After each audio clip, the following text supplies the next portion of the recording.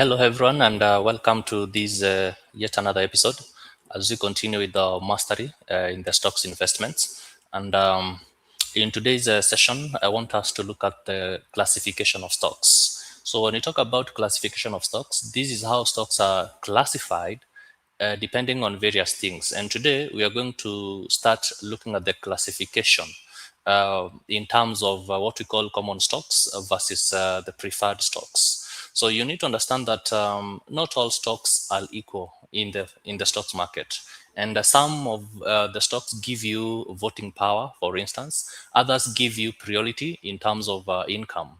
So, and what I have come to notice that most beginners, they don't know this difference. And the reason why today we are going to start demystifying these stocks in terms of classification, even before we start going into the analysis bit of it. Okay, so what you need to understand is that there are two main types of stocks. We have what we call the common stock, and we have the preferred stock.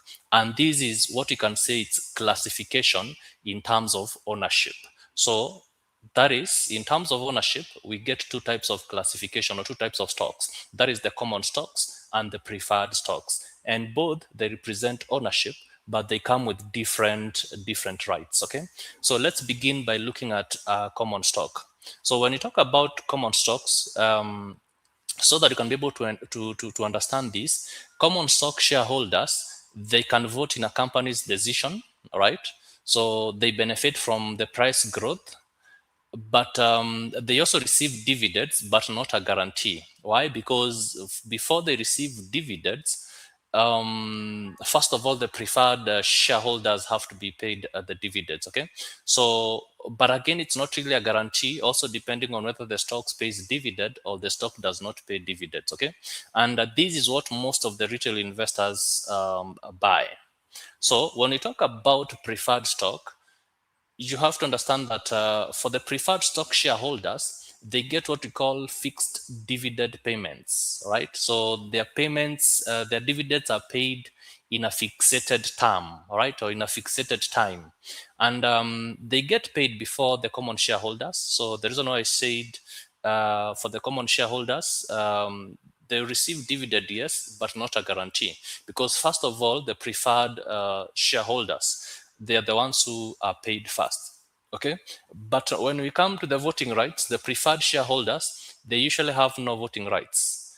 And when you look at the preferred stocks, they are a little bit more stable and less growth potential. Why? Because you realize that most of the stocks under the preferred stocks, they pay dividends, and therefore the profits are not regenerated back to the business so that we can have that potential growth, but they are more stable and less growth potential. Okay, so when we try to look at the key differences, or to be able to understand the key differences, is that in a nutshell, what you should be able to understand as an investor is that when you're looking at the common stocks, here we are talking about growth plus voting rights. Okay, so because most of the stocks under the common stocks, they are growth stocks. That is, they don't really pay dividends, but they reinvest that dividend or the profits back into the business. And the reason why we have that potential, high potential for growth. Okay, so when we talk about preferred stocks, these are mostly used for income, right? And basically, it means that we look at it in terms of dividends, being able to pay dividends. And like I've said, they pay dividend in a fixed time. Okay, so and the reason why we realize that now, if you are looking at the in terms of the income stocks, then preferred stocks are basically the best in that category. And then also they come with the priority payments, so their payment is prioritized. They are paid first before the preferred shareholders. All right, so now when you are looking, or when you are investing in the stocks market, before even you start investing in the stocks market, you need to have your investment goals in place. Are you investing for growth, or are you investing for income? So if you're investing for growth, of course you're going to go for the common stocks, which they have high potential for growth. If you're investing for income, then you want to look at the preferred stocks, which come with the priority payments in terms of dividends, because their dividend payments are fixated. All right, so And one of the key insights that I can give you as an investor or as a potential investor is that if you want to build wealth, then look at the common stocks, okay? And if you want income stability, then you should be able to look at the preferred stock. Why am I saying this? Is because as a beginner, you are bound to make several mistakes, because you realize as a beginner, or many beginner investors, they don't know what they own, right? They just buy stocks without understanding the structure. But if you sit down, have your investment goals in place, what exactly do you want to achieve in your investment, then you're able to come up with a very good structure, and also know which types of stocks you're gonna invest in, okay?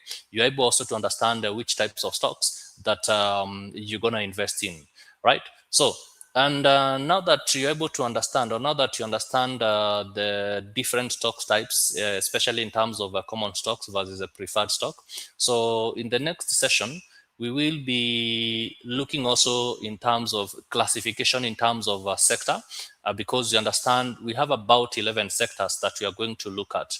And the reason why this is very important is that so that before you start investing, because there is something we call diversification. And before you start investing, you need to understand how these stocks are classified, so that you can be able to build a diversified portfolio. Okay. So, and until then, keep it safe, and see you in the next episode.